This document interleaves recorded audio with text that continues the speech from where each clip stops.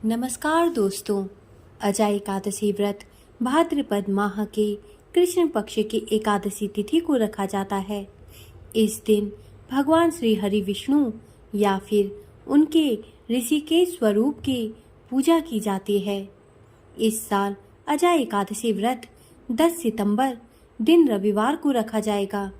इस दिन जब आप भगवान विष्णु की पूजा करें तो उस समय अजा एकादशी व्रत कथा अवश्य सुने अथवा पढ़ें। इस व्रत कथा को सुनने मात्र से ही पापों का नाश होता है। जो भगवान ऋषिकेश की पूजा करता है उसे वैकुंठ की प्राप्ति होती है। तो आइए जानते हैं अजा एकादशी व्रत कथा के बारे में। अजा एकादशी व्रत कथा इस प्रकार है। पौराणिक कथा के अनुसार एक बार कुंती पुत्र युधिष्ठिर ने भगवान श्री कृष्ण से कहा कि हे भगवान, भाद्रपद कृष्ण एकादशी का क्या नाम है? व्रत करने की विधि तथा इसका महात्म्य कृपा करके हमें बताइए। मधुसूदन कहने लगे कि इस एकादशी का नाम अजा एकादशी है।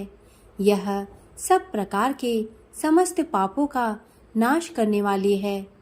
जो मनुष्य इस दिन भगवान ऋषिकेश की पूजा करता है उसको वैकुंठ की प्राप्ति अवश्य होती है। अब आप इसकी कथा सुनिए।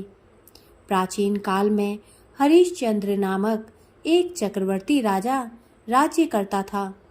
उसने किसी कर्म के वशीभूत होकर अपना सारा राज्य व धन त्याग दिया, साथ ही अपनी स्त्री, पुत्र तथा स्वयं को भी बेच दिया। वह राजा चांडाल का दास बनकर सत्य को धारण करता हुआ मृतकों का वस्त्र ग्रहण करता रहा, मगर किसी प्रकार से सत्य से विचलित नहीं हुआ। कई बार राजा चिंता के समुद्र में डूबकर अपने मन में विचार करने लगता कि मैं कहाँ जाऊं, क्या करूं जिससे मेरा उद्धार हो। इस प्रकार राजा को कई वर्ष बीत गए।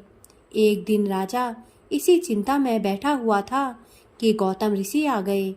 राजा ने उन्हें देखकर प्रणाम किया और अपनी सारी दुख भरी कहानी कह सुनाई।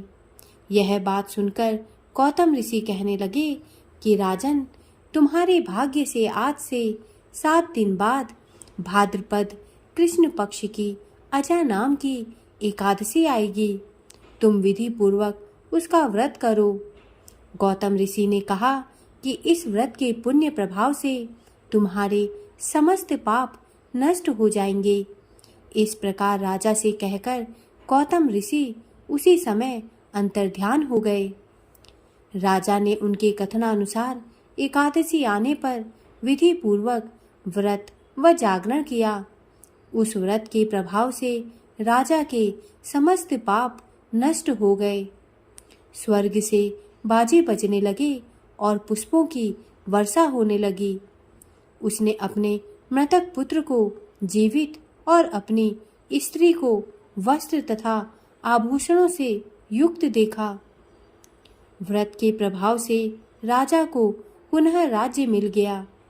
अंत में वह अपने परिवार सहित स्वर्ग को चला गया।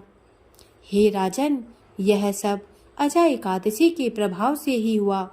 अतः जो मनुष्य यत्न के साथ विधि पूर्वक इस व्रत को करते हुए रात्रि जागरण करते हैं, उनके समस्त पाप नष्ट होकर अंत में वे स्वर्गलोक को प्राप्त होते हैं। इस एकादशी की कथा के श्रवण मात्र से अश्वमेघ यज्ञ का फल प्राप्त होता है। दोस्तों, मेरे द्वारा दी गई जानकारी यदि आपको अच्छी लगी हो तो कृपया मेरे चैनल को सब्सक्राइब करें तथा मेरे वीडियोस को लाइक करें। धन्यवाद।